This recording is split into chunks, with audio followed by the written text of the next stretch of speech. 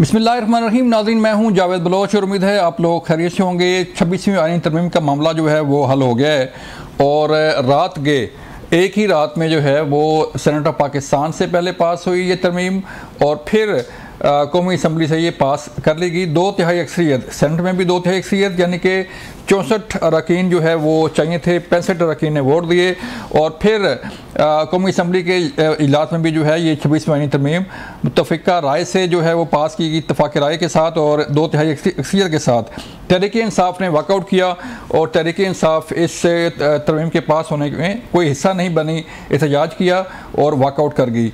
कुछ अरकान तहरीक इंसाफ के 5 अरकान ने हुकूमत के हक़ में वोट दिया और आज उनकी सोशल मीडिया पर ट्रोलिंग हो रही है और उन्हें गद्दार वतन कहा जा रहा है, गद्दार तहरीक इंसाफ कहा जा रहा है और तरह तरह के इल्ज़ाम जो है वो लगाए जा रहे हैं। अब आईनी तरमीम पास होने के बाद नोटिफिकेशन भी जारी हो गया, सदर पाकिस्तान ने साइन भी कर दिए।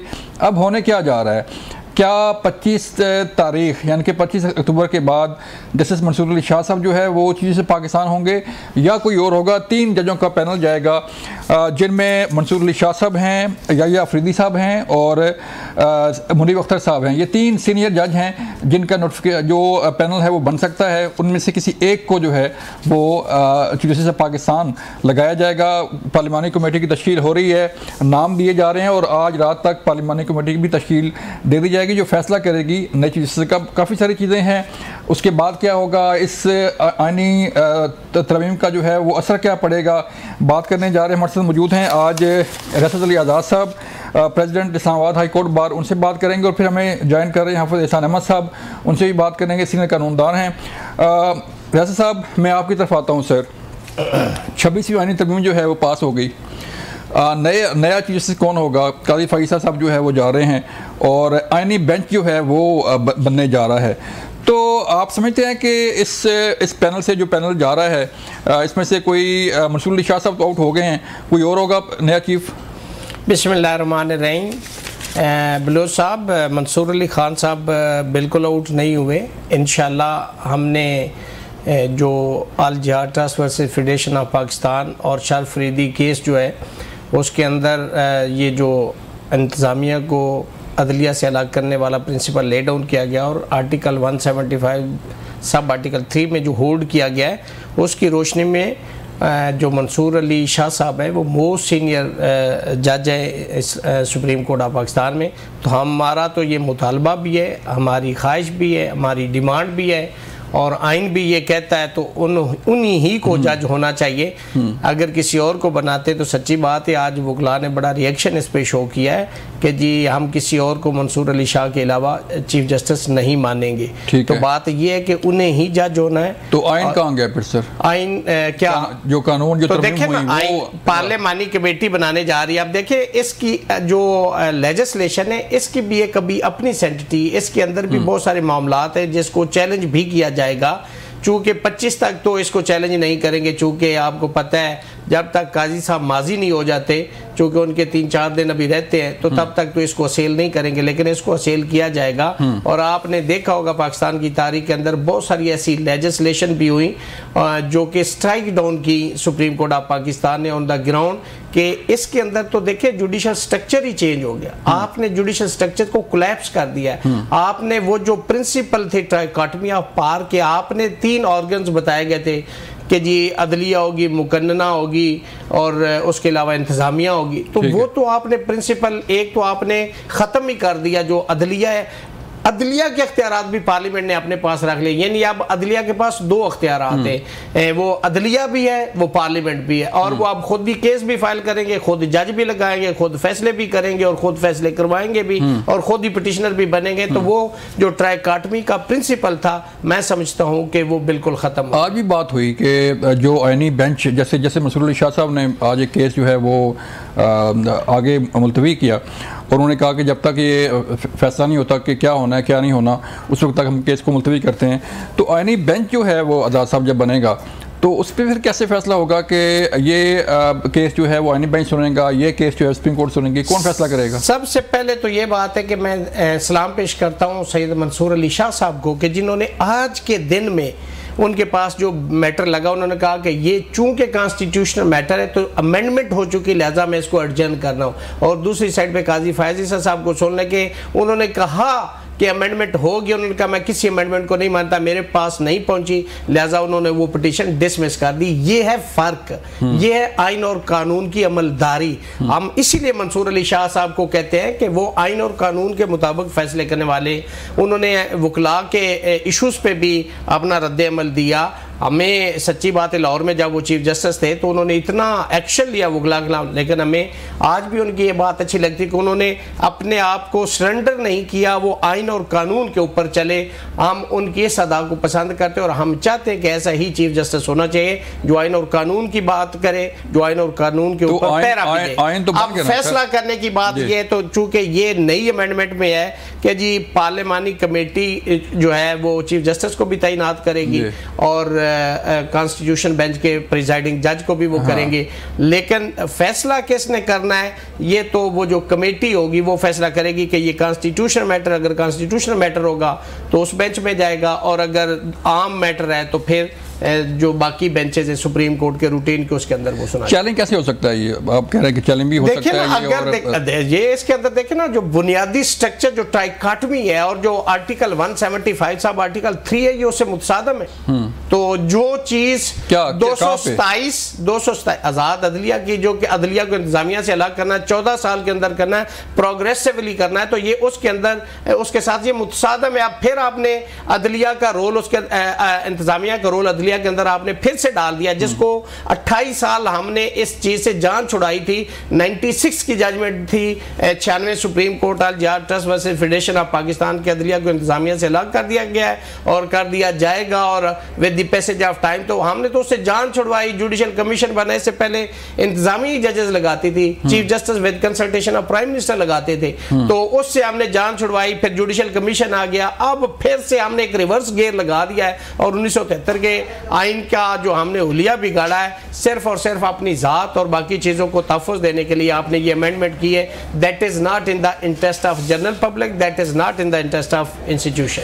तो आइन देखें ना, आइन तो बनाना या आइन में तरमीम करना, कानून शादी करना तो पार्लियामान का हक है, पार्लियामान करती है। तो फिर क्या अगर सुप्रीम कोर्ट ने खुद ही, जैसे कल बिलावल साहब फरमा रहे थे कि जज खुद ही जो है वो लगाते हैं, खुद ही हटाते हैं, तो फिर पार्लियामान तो खत्म होगी। फिर देखिए, पार्लियामेंट का काम है लेजिस्लेशन करना, उसकी भी है कि जी आपने 227 के ताबे करनी, जो आर्टिकल 227 है उसके ताबे करनी, आर्टिकल 8 उसके ताबे करनी, इंजंक्शन ऑफ इस्लाम के ताबे करनी, ट्राइकॉटमी ऑफ पावर के ताबे करनी, आपने 175 सब आर्टिकल 3 के ताबे करनी। अगर आपकी लेजिस्लेशन इनमें से किसी आर्टिकल से मुतसादम है तो वो स्ट्राइक डाउन हो सकती है। तो फिर ये तो लड़ाई है ना सर, अगर जो है वो फैसला नहीं मानते फिर भी लड़ाई है। हफ़ीज़ साहब, मैं आपकी तरफ आऊँगा सर। अब तरमीम हो गई, आइन में तरमीम जो है वो 2/3 अक्सरियत दरकार थी, 2/3 अक्सरियत जो में दोनों ईवानों में जो है वो हो गई, नोटिफाई हो गया। तो अब कहा जा रहा है जी कि इसे चैलेंज किया जाएगा, ये इस पर ये काबिल अमल नहीं है, इस पर जो है वो काफ़ी सारे इबाहम हैं। अच्छा, बिस्मिल्लाहिर्रहमानिर्रहीम। बलोच साहब आपका शुक्रिया। एक तो ये है कि पाकिस्तान के अंदर जो कॉन्स्टिट्यूशन है उसके अंदर जुडिशल रिव्यू का एक सिलसिला मौजूद है, वो हाई कोर्ट के पास भी है, वो सुप्रीम कोर्ट के पास भी है, ठीक है, और किसी भी चीज़ को आप चैलेंज जो है वो कर सकते हैं। लेकिन पाकिस्तान के अंदर हम थोड़ा सा ज़्यादा ही फास्ट हो जाते हैं कि लॉ अभी बनता नहीं है, कॉन्स्टिट्यूशन अमेंडमेंट्स होती नहीं है, और हम हाई कोर्ट या सुप्रीम कोर्ट के अंदर आते हैं। और इस केस के अंदर भी आपने देखा कि परसों जो लगा हुआ था एक केस जो था उसके अंदर उसको विड्रॉ कर लिया गया कि अभी वो बने, किसी को नहीं पता था कि उस चीज़ के अंदर है। दूसरा जो सबसे बुनियादी जो है वो चैलेंज किया जाता है अपॉइंटमेंट्स के ऊपर। पहले इसकी बुनियादी वजह थी जावेद भाई कि ये सारा कुछ जो है जस्टिस फाइज ईसा के लिए हो रहा है, ये नैरेटिव था, और 65 से 68 साल उसके बाद सारा नैरेटिव ये बना कि जो कॉन्स्टिट्यूशनल कोर्ट बनने जा रही है वो सिर्फ जस्टिस फाइज ईसा को अकोमोडेट करने के लिए जा रही है। अब तो बैंक बन गए। नहीं, मैं आता। फिर तीसरा उसके अंदर ये आया कि उसके अंदर जो जज लगेंगे वो गवर्नमेंट अपनी मर्जी से लगाएगी। अब ये, और हम ये कहते हैं कि जी पाकिस्तान का जो 73 का आइन टाइम था वो सब ने बनाया था, और सब के अंदर आपको पता है कि 73 के आइन के अंदर जो जुडिशियल अपॉइंटमेंट्स इस पाकिस्तान की सारी वो सारी की सारी एग्जीक्यूटिव के पास थी। पाकिस्तान की जितनी अपॉइंटमेंट्स थी वो सारी की सारी प्रेसिडेंट ऑफ पाकिस्तान के पास थी, उनके पास। और 1973 के कॉन्स्टिट्यूशन के अंदर किसी जगह प्रिंसिपल ऑफ सीनियरिटी मौजूद नहीं है, ना हाई कोर्ट के चीफ जस्टिस के लिए, ना सुप्रीम कोर्ट ऑफ पाकिस्तान के चीफ जस्टिस के लिए।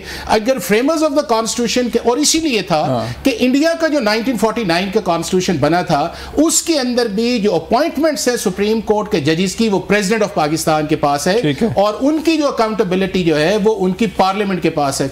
अब ये है कि पहली दफा पाकिस्तान की सुप्रीम कोर्ट जब 94 के अंदर जो है एक जुडिशियल एक्टिविज्म की तरफ गई और उन्होंने एक जजमेंट दे दी, और जजमेंट के अंदर कहा जी कि जी प्रिंसिपल जिहाद ट्रस्ट जो है कि जी जो सीनियर मोस्ट, आपको पता है जिस शख्स ने जजमेंट दी थी वो बजाते खुद चीफ जस्टिस उसका विक्टिम बना था, और उसी जजमेंट के ऊपर कोयटा के अंदर जाके एक रिस्ट्रेनिंग ऑर्डर आया था। और क्या पाकिस्तान के अंदर या दुनिया भर के अंदर रिट्रोस्पेक्टिव इफेक्ट किसी जजमेंट का ये लॉक आता है कि जितनी देर तक आप उसके अंदर उसका इफेक्ट नहीं देते। अब उसका जब वो विक्टिम चला गया, सारा कुछ हो गया, और उसके बाद ये है कि जुडिशरी आहिस्ता आहिस्ता चलती गई। तो पहली दफा पाकिस्तान की पार्लियामेंट ने 2010 के अंदर जो है प्रिंसिपल ऑफ सीनियरिटी जो है उसको उन्होंने डिटरमिन किया कि जी ठीक है हम उसको बना दो। उसकी वजह ये थी कि उसके करने के साथ साथ वो जो जुडिशियल अपॉइंटमेंट्स थी उसके अंदर जो था वो पार्लियामेंट को रोल देना चाह रहे थे, और 3/4 का एक कॉम्बिनेशन था कि अगर कोई कमीशन की तरफ से आएगा 3/4 के अंदर उसे रिटर्न किया जा सकता है। नई रिकमेंडेशन आई है, हमने कहा नहीं, 19th अमेंडमेंट हमारी मर्जी के अंदर से आएगी। अब ये बताएं कि पाकिस्तान के अंदर जितनी आज तक अपॉइंटमेंट्स आई हैं तो वो सारी की सारी मेरिट बेस्ड है, क्या उनके अंदर इंप्रूवमेंट की गुंजाइश नहीं है? और अभी भी अगर 3 का प्रिंसिपल कॉन्स्टिट्यूशन के अंदर पहली दफा आया है, तो अगर 73 के कॉन्स्टिट्यूशन के अंदर प्रिंसिपल ऑफ सीनियरिटी नहीं था और यहां के ऊपर आके 3 के ऊपर चला गया है, और उन 3 के अंदर जो है चूंकि हम पर्सन स्पेसिफिक इंस्टीट्यूशनल स्पेसिफिक है, हमने पहले टारगेट किया चीफ जस्टिस फायज ईसा को कि हर मामले के अंदर ये आएगा, लिहाजा इसे नहीं आना चाहिए। और 2006-7 से जो चीफ जस्टिस आ रहा है हम उसके कलाबे मिलाते हैं। इफ्तिखार चौधरी साहब की इन्होंने मूवमेंट की, अल्टीमेटली क्या है उसके बाद जो है जो पिछले चीफ फायज ईसा साहब के लिए इन्होंने भी स्ट्रगल की, मैंने भी स्ट्रगल की, और हमने कहा जी वो मीनार होंगे उस सारे के अंदर, आज हम उसके अंदर क्रिटिसाइज कर, और अभी हमने जस्टिस मंसूर साहब को, और अभी भी प्रोडिक्शन पे है। अब पार्लियामेंट के अंदर 12 मेंबर्स की कमेटी है, उन 12 मेंबर्स की कमेटी के अंदर अगर मौलाना फजलुर रहमान साहब जो हैं जो इसी अमेंडमेंट्स के अंदर कह रहे थे कि इसका इफेक्ट जो है वो देना चाहिए जस्टिस मंसूर के बाद for the sake of argument, वो दे देते हैं कि जी नंबर 1 जो है उसको होना चाहिए। तो अगर पाकिस्तान की पार्लियामेंट जो है वो जस्टिस मंसूर साहब को पाकिस्तान का चीफ जस्टिस बना लेती है तो फिर ये बदनीति में सारा कुछ हो रहा है। और दूसरी चीज जो है जो बड़ी इंपॉर्टेंट है इस चीज के अंदर वो ये है कि अगर 3 मेंबर्स बेंच जाता है, पाकिस्तान की सुप्रीम कोर्ट जो है वो 17 जजेस के ऊपर मुश्तमिल है कि 17 जज उसके है, उसका होना चाहिए। लेकिन बलोच साहब मैं आपको बताऊं, चूंकि हमने ये जो किया है ये असल में हुआ है रिकंसिलिएशन। ये जो अमेंडमेंट्स आई हैं इसके अंदर सारी चीजें जो थी वो आपकी कॉन्स्टिट्यूशनल कोर्ट के अंदर थी, और पहली दफा जो है वो आइडिया आया जो अब क्रिटिसाइज भी होना शुरू हो गया। अब सर इब्हाम पैदा हो रहा है ना, वो आ गया ना, वो आ गया कि देखे ना आपने यहां से मरी जाना है, आप क्लियर हेडेड हैं कि मैंने ये रास्ता लेना है या मैंने कश्मीर उधर से जाना है, हाईवे से या उधर से जाना है। अब आप रास्ता जाते जाते जो है वो सरीना चौक से आप लाहौर की तरफ शुरू कर दें तो अल्टीमेटली को आपको समझाएगा तो सही भाई आपने जाना। अल्टीमेट ये था कि पाकिस्तान का जो आम आदमी है उनके केसेस को सुना जाए। अब वो चला ये गया कि जब पीटीआई ने ये कहा कि हम कॉन्स्टिट्यूशनल कोर्ट को नहीं मानते, मौलाना फजलुर रहमान साहब ने रिट्रीव किया अपनी पोजीशन, पीपल्स पार्टी का इतना बड़ा स्टैंड था उन्होंने रिट्रीव किया, PMLN उसकी मूवर है उसने रिट्रीव किया कि यार ये किसी स्टेज के अंदर आ जाए। जब वो स्टेज के अंदर नहीं आए तो अब आपके पास है आधा तीतर आधा बटेर। अब ये है कि बेंच का भी इशू आएगा, जिस तरह आजाद साहब ने कहा होगा कि जनाब देखें वहां पे वो बैठ गए, बिल्कुल गलत बैठेंगे। किस तरह मुमकिन है कि पाकिस्तान के जो सुप्रीम कोर्ट के अंदर केसेस का फैसला जो है कि लगना किस तरह है, ये किस तरह वो नामुमकिन है। क्या अपोजिशन फैसला करेगी, क्या वो करेगा? उसके लिए जावेद जाना हमें उसी तरफ पड़ जाएगा कि आपकी रीएलोकेशन ऑफ जुरिस्डिक्शन जो है उसके ऊपर जाना पड़ेगा, हमें दुनिया से सीखना पड़ेगा कि आगे किस तरह जाना है। और फाइनली जो इंपॉर्टेंट इस चीज़ के अंदर है वो ये है कि क्या पाकिस्तान के आम आदमी का पर्पस सर्व हुआ, वो नहीं हो। कन्फ्यूजन आज देखें ना, जो आने वाले चीफ जस्टिस हैं, अगर कमेटी बनाती है, उन्होंने कहा यार किस तरह फैसला करें, अभी तो हम एडजस्ट करने में टाइम लगेगा।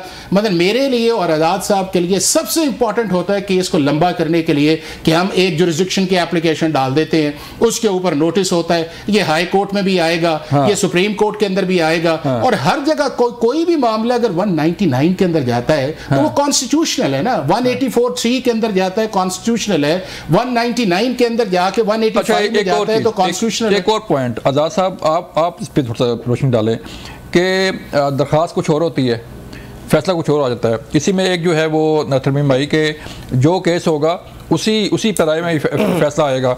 तो मैं इसी पे आज़ाद साहब, पहले मैं अहमद अवैस साहब मैंने ज्वाइन किया है। अहमद अवैस साहब अस्सलाम वालेकुम। जी वालेकुम अस्सलाम। अहमद अवैस साहब, हम बहस कर रहे हैं कि जारी बात है अब बेंचेस बनने जा रहे हैं, तरमीम होगी, नोटिफाई भी हो गया। एक पॉइंट मैं अभी कर रहा था डिस्कस कि जो इसमें जो तरमीम है का एक शक जो है कि वो ये है सर कि जो दरख्वास्त है, जो केस है, उसी में रहते हुए जो है फैसला किया जाए। कि बाद दफ़ा ऐसे होता है कि दरख्वास्त कुछ हो रहा है, केस कुछ हो रहा है, फैसला कुछ और होता है। जैसे मिसाल दी जाती है कि अभी सुन्नी इत्तेहाद कौंसिल की और तहरीक इंसाफ की, कि तहरीक इंसाफ ने जो है वो कुछ मांगा नहीं था तो उन्हें इंसाफ मिल गया। तो बाद नहीं फैसला उसने किया। देखिए उन्होंने ये जब सारा केस डिटेल से थारो आर्गू हुआ तो उन्होंने कहा कि ये जिस को आवाम का इतना बड़ा मैंडेट मिला है उसको आप कहें कि आप पॉलिटिकल पार्टी नहीं है, ये गलत है। ठीक है। और उसको आपने इलेक्शन सिंबल उसका छीन लिया और ये कहा कि पार्टी नहीं है, ये इलेक्शन कमीशन ऑफ पाकिस्तान का फैसला गलत था। लिहाजा हम कंसिडर करते हैं, हम ये हमारा फैसला है कि ये पॉलिटिकल पार्टी है, और क्योंकि इसका मैंडेट है, इतना बड़ा वो जो मिला है उनको 3 करोड़ वोट मिला है, तो लिहाजा ये जो रिजर्व सीट्स हैं वो इनका प्रोपोर्शनेटली राइट है under article 151 of the constitution. जी लेकिन अभी सर जो और क्योंकि पहले ये देखिए तीन दिनों का मसला जो था ना, जी मैं आपको बताऊं, जी उसमें 3 दिनों वाला मसला ये था कि 3 दिनों तो एक कॉन्स्टिट्यूशन लिमिट है। अब क्योंकि उन्होंने तो उस वक्त तो उस फैसले के पेश नजर उनको अलाउ ही नहीं किया था। अब जब कोर्ट ने टेकअप किया था वो वक्त तो गुजर चुका था, इस वजह से उनको टाइम दिया कि भाई हम ये होल्ड कर रहे हैं, लिहाजा आपको ये टाइम दिया जा रहा है कि इसमें अपनी मुकम्मल करो सारा। ठीक है अहमद अवैस साहब, बड़ा क्लियर फैसला है बिल्कुल वो। ठीक है अहमद अवैस साहब, मुझे यहाँ एक ब्रेक लेनी है, मिलते हैं ब्रेक के बाद फिर वापस आएंगे, फिर बात करेंगे कि इसमें मजीद कहाँ इमाम है और क्या क्या जो है वो तनाज़ात खड़े हो सकते हैं। ब्रेक के बाद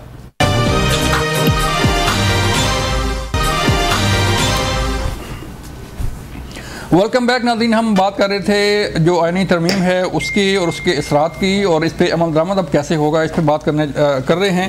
अहमद अवैस साहब तहरीक इंसाफ से हमारे साथ हैं, और शर्मिला फारूकी साहबा पीपल पार्टी से सीनियर रहनुमा हैं उनकी, उनसे बात करेंगे। हाफिज़ साहब हमारे साथ हैं। अहमद अवैस साहब आप बताइएगा सर कि अब इस पर जो अमल दरामद है, इस जो चेंज हो गया, आइन चेंज हो गया, नोटिफाई हो गया, तो इस पर अमल दरामद कैसे होगा? क्योंकि बेंचेस बनने हैं, बेंचेस में कौन सा केस जाएगा, कौन सा केस नहीं जाएगा, तो क्या एक तो ये बताइएगा, फिर दूसरा ये सर कि तहरीक इंसाफ क्या इसको चैलेंज करने जा रही है?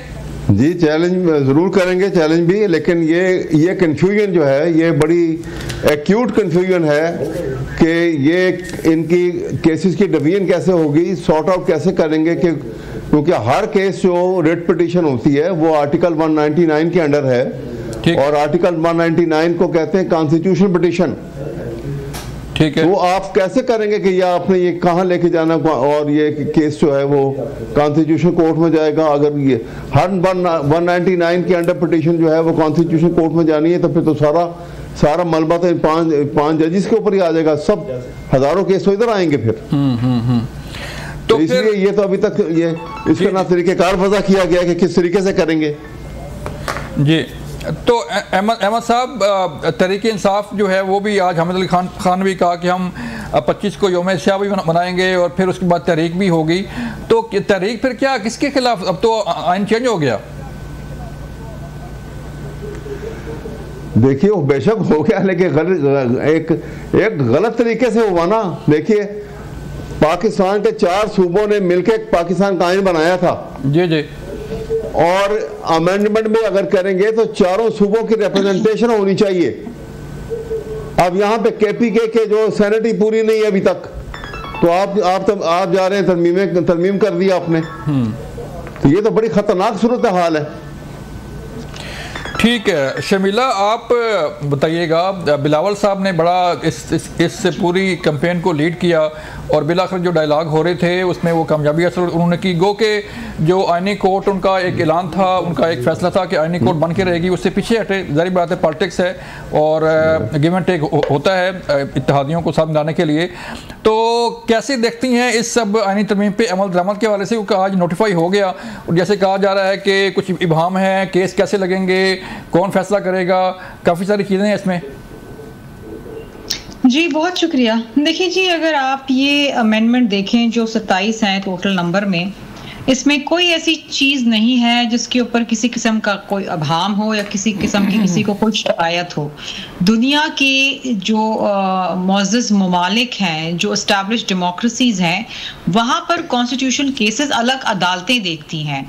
हमने तो यहाँ कॉन्स्टिट्यूशनल बेंच बनाया है और ये डॉक्यूमेंट जो है ये कंसेंसस के साथ आया है। आपको याद होगा कि पहले ये कहा जा रहा था कि जी मौलाना साहब नहीं है ऑन बोर्ड, और इवेंचुअली बिलावल भुट्टो जरदारी साहब की काविशों के बाद मौलाना साहब भी ऑन बोर्ड आ गए। इनिशियली ये डॉक्यूमेंट 57-56 अमेंडमेंट्स का था, लेकिन कुछ पीपल्स पार्टी के कहने पे, कुछ मौलाना के कहने पे और कुछ पीटीआई के कहने पे वो शिकें निकाल दी गई और एक ऐसा डॉक्यूमेंट सामने आया जिसमें अदलिया की हवाले से बहुत सारी चीजें स्ट्रीमलाइन हुई। उनकी अपॉइंटमेंट्स के हवाले से जो इख्तियारात पार्लियामान से पहले ले लिए गए थे 19वीं तरमीम में, वो वापस पार्लियामान को दिए गए हैं।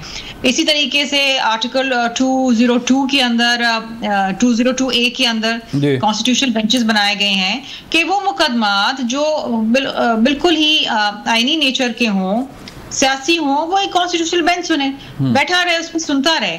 लेकिन ये ना हो कि जो बाकी जो बेंचेस हैं वो फिर उसमें भी मसरूफ हो जाएं, जो पहले होता था, और एक आम आदमी के मुकदमात नहीं चलते थे। अब ये हमें उम्मीद भी है और हमारी कोशिश भी यही थी और उसके पीछे जो विजडम थी वो भी यही थी कि आम आदमी के जो मुकदमात हैं वो सफर ना हो, उनको टाइमली और एक जल्द जो है इंसाफ मुहैया हो। अच्छा, अब बात ये है कि देखिए इसके अंदर बहुत सारे जो मामलात हैं, जो मौलाना साहब ने भी जिसकी बात की, बिलावल साहब ने तो बहरहाल पूरी एक तारीख दी, जिना साहब से लेके शहीद जुल्फ़िकार अली भुट्टो साहब, फिर जोराब पटेल और फिर बीबी साहिबा, फिर हमारा मंशूर 2024 का, कि ये हमारी डिमांड कब से आ रही थी। और दुनिया के 77 ममालिक के अंदर कॉन्स्टिट्यूशनल कोर्ट्स हैं, चाहे उसमें जर्मनी हो, ऑस्ट्रिया हो, इंडोनेशिया हो, साउथ अफ्रीका हो। यहाँ पर जो अहम चीज है वो ये है कि आप जजों को किस तरह तैनात करेंगे और जजेस को किस तरह, अगर कोई कंप्लेन होती है तो उनको किस तरीके से निकाला जाएगा। इसके अलावा आर्टिकल 193 के अंदर जजेस की अपॉइंटमेंट की जो एज है उसको भी 40 साल कर दिया गया है, जो कि एक अच्छी बात है, बिकॉज हमारे मुल्क में बड़ा टैलेंट है और एक यंग एज के अंदर अगर आप केपेबल हैं, मेरिट है आपके पास, एक्सपर्टीज है, तो आपको जरूर जज बनना चाहिए, आपका रास्ता नहीं रोकना चाहिए। ये एक यूथ के लिए खास तौर पे ये बहुत, मैं समझती हूँ कि एक अच्छी चीज सामने आई है। ठीक है। अब इसके अंदर देखिए बात ये है कि हमें ये लगता था कि जो बॉडी लैंग्वेज थी पीटीआई की और जिस तरीके से वो बातचीत भी कर रहे थे और जिस तरीके से उस प्रोसेस का हिस्सा भी बनना चाह रहे थे, वो शायद इसके ऊपर वोट करते। लेकिन हमें ये भी पता था दूसरी तरफ कि अगर इमरान खान से मिलने चले गए तो there is no iota of doubt कि वो इमरान खान कह देंगे एब्सोल्युटली नॉट, और वही हुआ। बेचारे वो तैयार थे वोट करने के लिए, लेकिन वहां जाके तो फिर जवाब तो एक ही होता है, वी ऑल नो इट। लेकिन आपने देखा कि बिलावल भुट्टो जरदारी साहब ने पीटीआई की जो इस प्रोसेस के अंदर जो काविशें थी और जो इनपुट थी उसको सराहा। So they were part and parcel of this.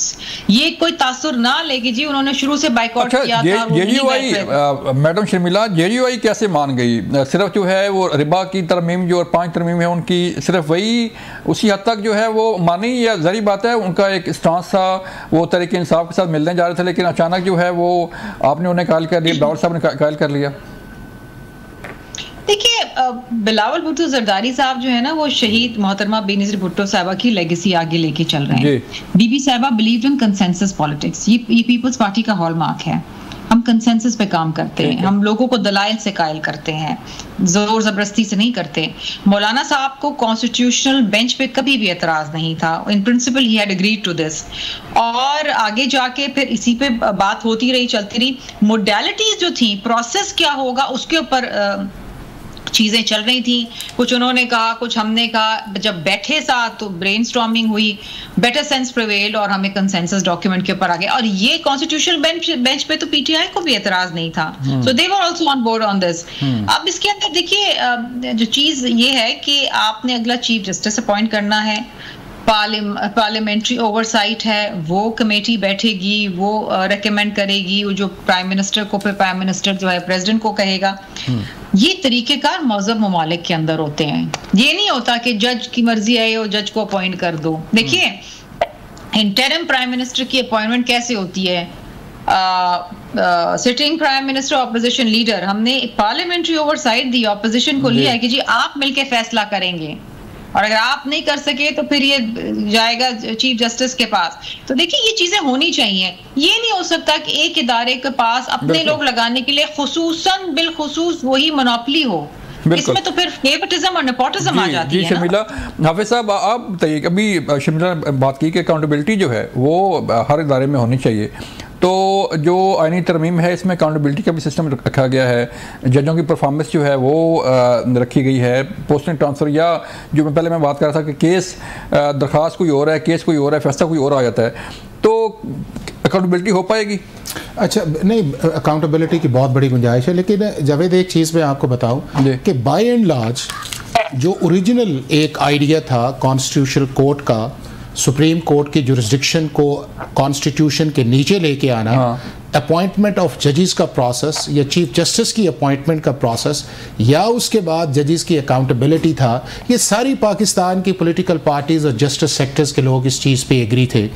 अब ये है कि चूंकि उस प्रोसेस के अंदर जब गए तो फिर आपको पता है कि आप कोई गिव एंड टेक की सिचुएशन के अंदर जाते हैं। उस गिव एंड टेक की सिचुएशन के अंदर मौलाना फजलुर रहमान साहब ने एक मॉडरेटर का रोल प्ले किया, और उनकी जो अपनी स्पीच थी नेशनल असेंबली के अंदर कॉन्स्टिट्यूशनल कोर्ट की, उससे वो पीछे चले गए कि पीटीआई को साथ लेके चलते हैं, क्योंकि पीटीआई का ये कॉन्स्टिट्यूशनल बेंच का आइडिया था। और मैं ये समझता हूँ कि शायद पीटीआई ने ये होमवर्क करके आइडिया नहीं दिया था। अगर उन्हें पता होता, या जिस तरह अहमद अवैस साहब इस सारे प्रोसेस के अंदर होते, इनको इसका अंदाजा होना था कि इस कॉन्स्टिट्यूशनल बेंच के लीगल और कॉन्स्टिट्यूशनल कंपल्शंस क्या उसके अंदर आएंगी, उसका बनाना, फिक्स करना, कौन सा केस आएगा, कौन सा नहीं आएगा। तो चूंकि पॉलिटिकल एग्जिस्टेंस को मानते नहीं है, पीपल्स पार्टी जो है वो कंफर्टेबल है, लेकिन पीएमएलएन और पीटीआई का चूंकि आपस के अंदर है नहीं है, तो उसको मॉडरेट किया मौलाना साहब ने, और एक उन्होंने कहा कि चलें वे फॉरवर्ड के अंदर जाए। अब मैं आपको दो चीजें बताना चाह रहा हूं। एक ये है कि ये सारी, चूंकि मौलाना साहब का एक रोल पॉजिटिव है, फ्लोर पे भी आया, सब ने अप्रिशिएट किया, बिलावल साहब का अपना बड़ा जबरदस्त रोल है। अब ये है कि ये सारी पॉलिटिकल पार्टीज आप देखिएगा जल्द या देर जो है ये दोबारा मौलाना साहब के पास जाएंगी कि ये जो हम जिस तरफ जाना चाह रहे थे उसकी तरफ जाने से हमें प्रॉब्लम्स आई हैं, तो इसका वे फॉरवर्ड क्या है। चूंकि इस तरह का जुडिशियल कमीशन ये है, जो आपका कमीशन जो है, जो जजेस को या पॉइंट, अब देखें ना कि 13 जजेस ने फैसला किया रिजर्व सीट्स का, आप 5 का मेंबर बना देते हैं, तो क्या 13 का फैसला जो है वो 5 सुनेंगे?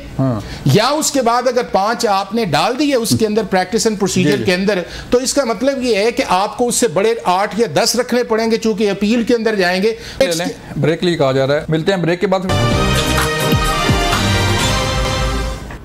वेलकम बैक नाज़रीन, हम बात कर रहे थे कि इसका आम आदमी को जो है वो फ़ायदा क्या होगा, और जो अकाउंटेबिलिटी की बात की जा रही थी कि अकाउंटेबिलिटी जो है वो अदलिया में किस हद तक होनी चाहिए और क्या हो पाएगी। अहमद अवैस साहब आप बताइएगा सर कि तरमीम जो है वो हो गई। मैं फिर शर्मिला से ये सवाल करूँगा कि एक आम आदमी के जो केसेस हैं उस पर क्या असर पड़ेगा, और अकाउंटेबिलिटी सर कैसे होगी?